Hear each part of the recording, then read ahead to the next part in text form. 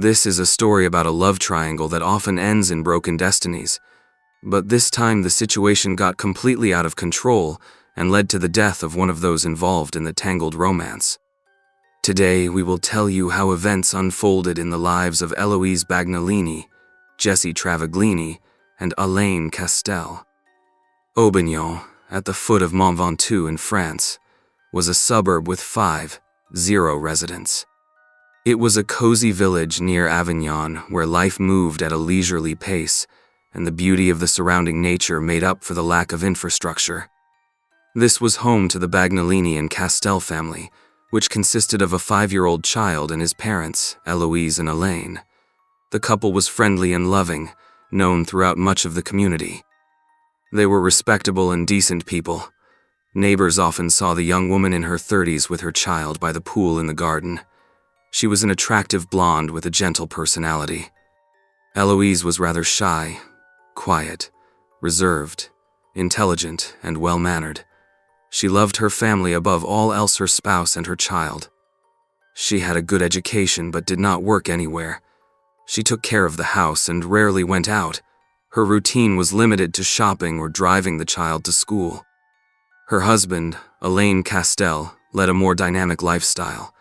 He worked for a large international food company as a team leader, a charismatic engineer who was handsome and confident, exuding these qualities. Naturally, such a spirited and temperamental person could not hide from women's attention. Time and again, women, particularly female employees at his company, practically went crazy for him. Eventually, this led to tragedy. On Friday, October 11, 2013, Alain was at work when he received a strange phone call in the afternoon. He was contacted by a teacher from the school his son attended, telling him to pick up the child because his wife had not done so. Eloise had sent a message to the teacher saying she couldn't come because of a nervous breakdown, but did not specify who would pick up her son. The teacher found this odd and tried to reach Eloise, but she did not answer the phone, so the teacher contacted the child's father. When Alain heard the story, he became worried. He knew Eloise had no serious plans that day preventing her from picking up their son from school. Even if something new had come up, she would have told him. The situation seemed unusual and not like his responsible wife, who had never acted that way before. Alain tried to reach his wife to clarify this strange situation, but she ignored all his calls. A short time later, she sent him a message saying she was going away and needed a few days to herself to find peace. This alarmed Alain. He apologized at work and headed home, worried that something terrible might have happened to his wife. When he arrived, he found a mess and bloodstains in the bathroom, but Eloise was nowhere to be seen. Suspecting his wife might have been the victim of a break-in, he called the police. Alain reported that his wife was missing and that there were signs of forced entry and a struggle. The officers arrived quickly at the family home. After inspecting the house, the investigators concluded that the situation was serious. The woman was missing, someone had broken in, and there was blood and disorder. It was likely Eloise had been the victim of a crime. She could have been kidnapped. The police put her on the missing persons list and began searching for her. They noticed that Eloise's closet was empty. Her husband also said he noticed some of her belongings and suitcases were gone, and her car was missing. The gendarmes suspected the wife might have gone on vacation, but Alain categorically denied this. His wife would never leave him and their child behind. The investigators questioned the family's neighbors, but none had seen or heard anything suspicious that day. Unfortunately, there were no surveillance cameras nearby to check what had happened. They also questioned Alain, who said he had gone to work in the morning while his wife got their son ready for school. He said goodbye to her, and everything seemed normal. There was no reason to worry. But that afternoon, he received a call from the school telling him to pick up his son and informing him of his wife's strange message. Alain was now certain the message had not come from his wife. Probably the kidnappers had sent it to buy time. Alain was unable to provide any useful information to the gendarmerie, who continued searching for the missing woman, hoping she was still alive. Through the media, they asked the public for help, hoping that a witness would come forward with valuable information about her whereabouts. 24 hours later, There was still no sign of life from Eloise Bagnolini. But the next evening, a distant neighbor of the couple, Claude, contacted the gendarmerie in connection with a different matter. The man lived just a few hundred meters from their house. He said that shortly before the woman's disappearance, he had seen an unfamiliar car in their neighborhood. This unknown vehicle was parked suspiciously close to his home and had apparently been abandoned in a hurry, which made the neighbor take note. The car was parked almost in the street, and there was no sign of its owner. All of this struck him as odd. When no one came for the car the next day, the man reported it to the police. When the officers arrived, they examined the suspicious vehicle and found it belonged to the missing woman. They opened the car to look for clues, but in the trunk they found the body of 30-year-old Eloise Bagnolini. The officers were stunned. Nothing like this had ever happened in their peaceful little town. It was incomprehensible who would want to harm a simple housewife who obviously had nothing to do with crime or dark deeds. The police immediately reported this grim discovery to her husband. The worst thing for Elaine was that his wife had been murdered in broad daylight in their cozy suburb, where everyone was their own master, and which seemed like the safest place in the world to him. She was found in the very neighborhood where she picked up their child from school every day. Elaine began to wonder whether this crime was only the beginning, and if the next victim would be their child or himself. These thoughts alarmed him. One thing was certain: the perpetrator was still at large and had already shown he was capable of killing. Panic spread among the locals. People were afraid to go outside and began locking their doors. In order to calm the public, the police needed to solve the case and put the dangerous criminal behind bars before another crime was committed. Thanks to a tip from a widower, the gendarmes quickly tracked down Jessie Travaglini.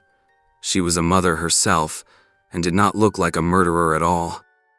She had no prior convictions, worked, took care of the household and a child, and was considered a decent woman. Jessie was born just 10 km from Avignon. In the summer of 2001, she met a man named Jean-Francois, who was very prominent and attractive. At that time, Jessie was a 16-year-old girl, and her new boyfriend was 5 years older, already 21. Despite an age difference that can seem large at that stage of life, she fell in love with him at first sight, convinced he was her future husband. The age difference did not bother her at all.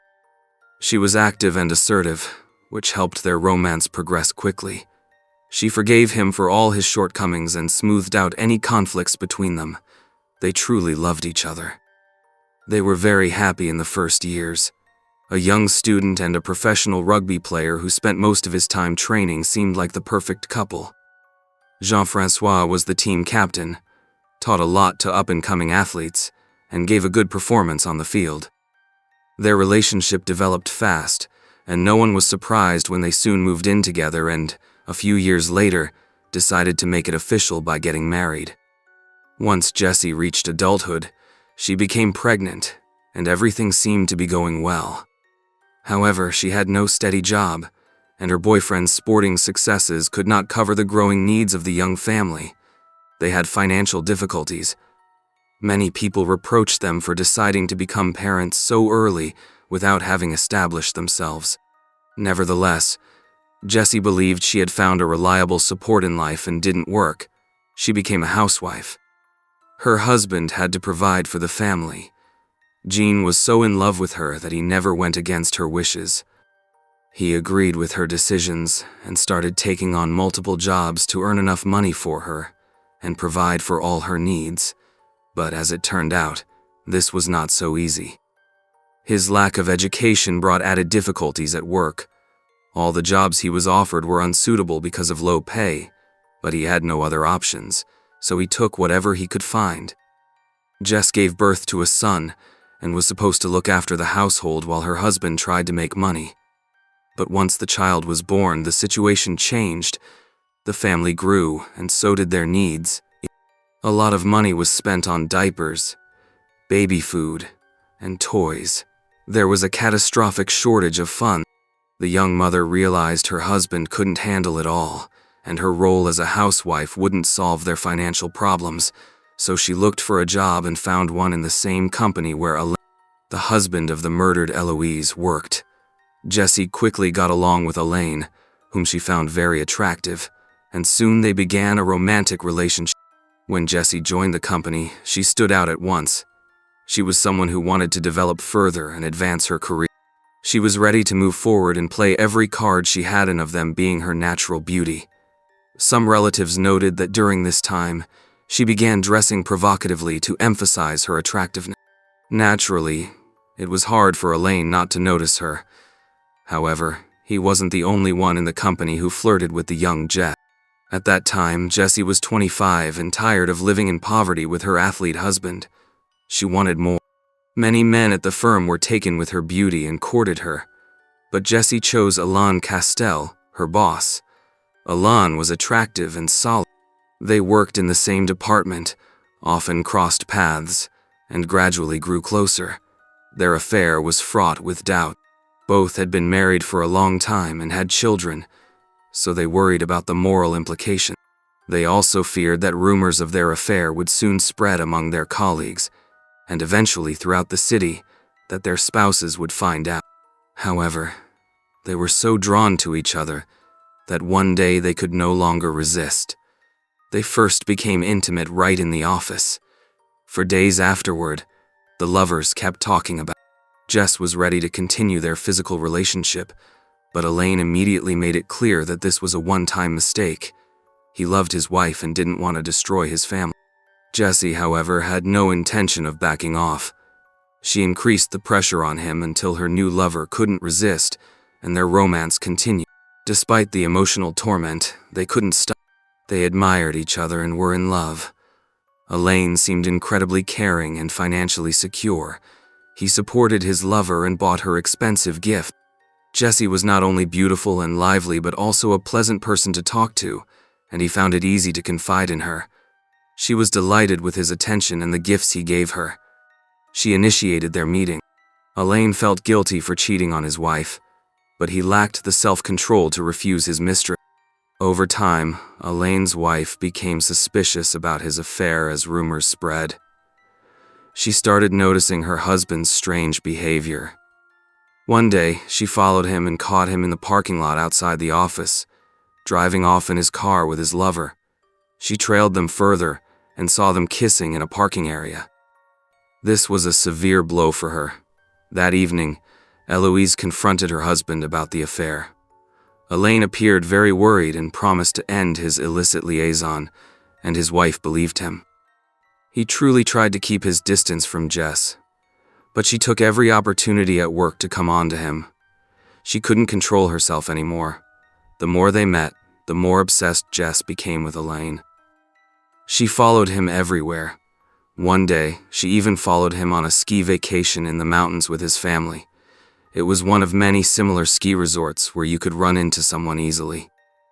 Elaine was shocked to see his young lover suddenly there, tracking him the entire time. This stalking continued everywhere. Whenever Elaine went somewhere for work or personal reasons, Jess would inevitably appear. If he ate lunch in a cafe, she would always be sitting at the next table. A friend of Jessie's later said she openly admitted she felt an overwhelming attraction to her lover. She wanted to leave her husband, be with Elaine, and have children with him. Jessie longed to be near him constantly, even if just to look him in the eye or talk to him. Yet Elaine started ignoring her. Their affair lasted 3 years, during which time they met more than 24 times, but this poisonous relationship so exhausted Elaine that he decided to end it. He planned to move with his family away from the suburbs of Avignon, all the way to Brittany, to start anew. At that time, Elaine and Eloise were just recovering from their marital crisis. His wife believed him and knew he was avoiding meetings with his subordinate. Their family relationship improved, and they dreamed of having another child. Meanwhile, Jessie learned that her boss Elaine would not leave his family for her. She also found out he had rekindled his relationship with his wife, and that they were planning to have a second child. Most importantly, he wanted to move to another city to forget about her. She felt betrayed, abandoned, and believed it was all Eloise's fault. Jessie had hoped he would eventually decide to divorce and start a new relationship with her, but her hopes were not fulfilled. One day, her illusions simply shattered. In addition, her own husband discovered she was cheating and wanted to divorce her. As a result, she devised a terrible plan. She wanted to get rid of her rival, who stood in the way of her happiness, at least in her view. Friday, October 11, 2013, was a beautiful autumn day. Eloise came back from the supermarket. She needed to cook dinner for the whole family, so she hurried home. When she arrived, she unloaded the car and took the groceries to the kitchen. She was alone in the house at the time and was supposed to pick up her son from school, but that never happened. Just then, her husband's lover showed up at her home. Jess confessed her relationship with Alan to Eloise. Eloise realized who was standing in front of her and asked Jessie to leave and not bother her family anymore. Jessie, however, had no intention of leaving. She was determined to resolve the problem once and for all. They argued, and the situation quickly spiraled out of control until the women started fighting. Eloise soon realized she was at a disadvantage. Jessie was much stronger, and her aggression gave her even more strength. The lady of the house saw a free hallway, pushed her attacker away, and ran in that direction. Along the way, she tried every doorknob, looking for a room in which to hide from her pursuer. The only door that opened led to the bathroom. She ran inside and locked it. But now Eloise was trapped. She had nowhere to go, and did not have her cell phone to call for help. Her attacker broke down the door and caught up with her. They fought again, and Jess threw her to the floor and began choking her. Eloise was on her stomach as Jessie strangled her with a towel until her rival no longer showed any signs of life. The murderer did not panic. She decided to confuse the investigation and stage Eloise's voluntary departure from home. To that end, she prepared several of Eloise's suitcases, packed her belongings, and carried them out to the car. She then sent a message to the teacher saying she was suffering from a nervous breakdown. After that, the teacher personally contacted Elaine to have him pick up his son from school. Jessie also decided to draw suspicion away from herself and calm the widowed man's fears by sending him a message from Eloise's phone number, pretending to be Eloise, saying that she needed to go away and spend a few days alone to recover from a nervous breakdown and to find peace. However, that was not the end of her treacherous plan. She had only bought some time and now had to dispose of the corpse. She parked Eloise's car in front of the house so she could more discreetly drag the deceased woman into it from the bathroom, pulling her across the floor. She put her into the trunk, climbed into the driver's seat, drove about 200 meters, and left the car in a nearby residential parking lot. There, she disposed of the victim's phone, the towel she had used to commit the murder, and other incriminating items that might help investigators.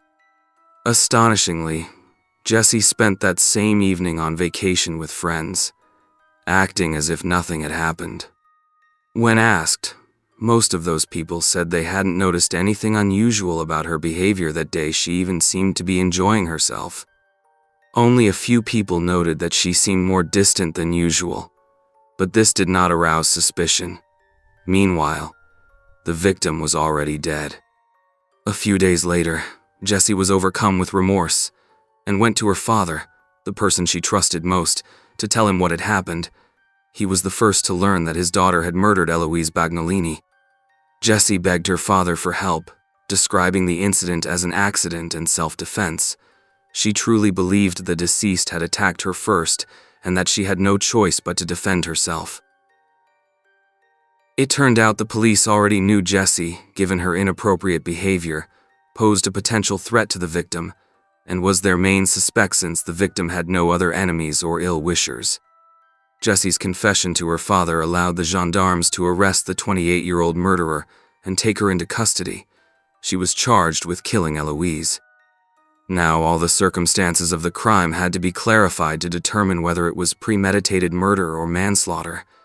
Jessie was remorseful from the start but insisted she had acted purely in self-defense. Investigators doubted the defendant's words.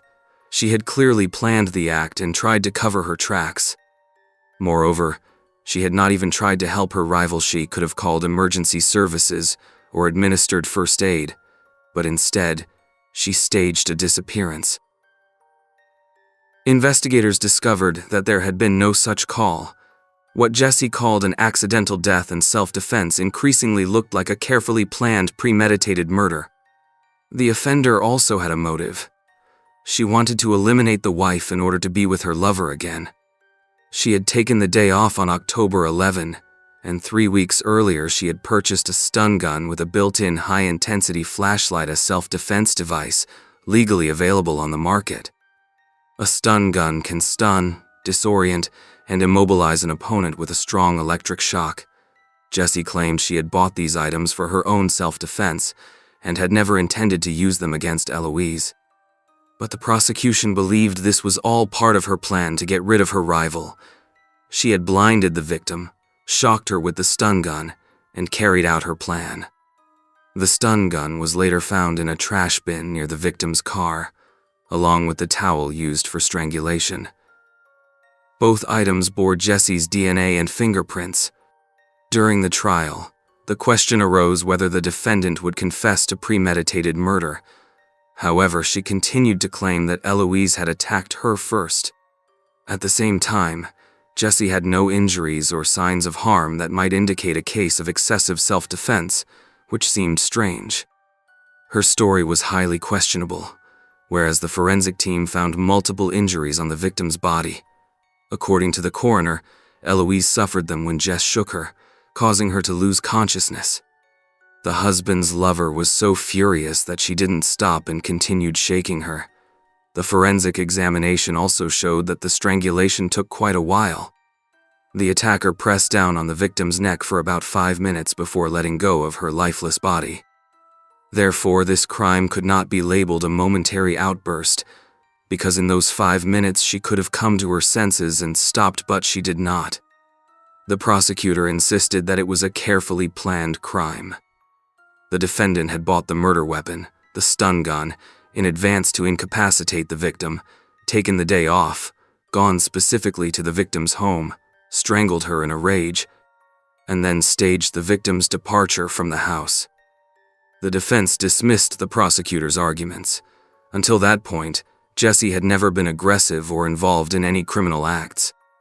Friends and acquaintances described her as calm, balanced, and non-confrontational, as well as a devoted mother. In the defense lawyer's view, it was an accidental death caused by fear and emotional strain on Elaine's lover. But there were witnesses among her colleagues who described Jessie as a true predator who tolerated no competition, either professionally or privately.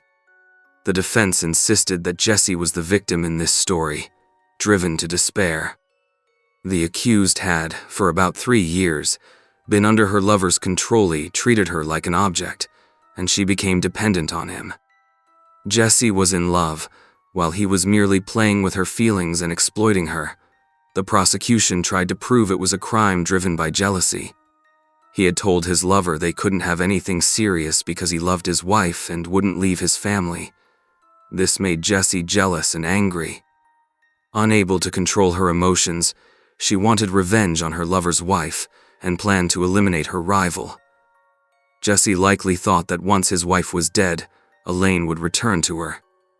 The star witness at the hearing was Elaine himself. He repeated the story of his affair with the accused that had led up to the tragedy.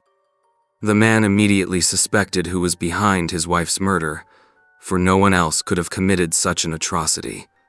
Elaine added that he felt responsible for what had happened.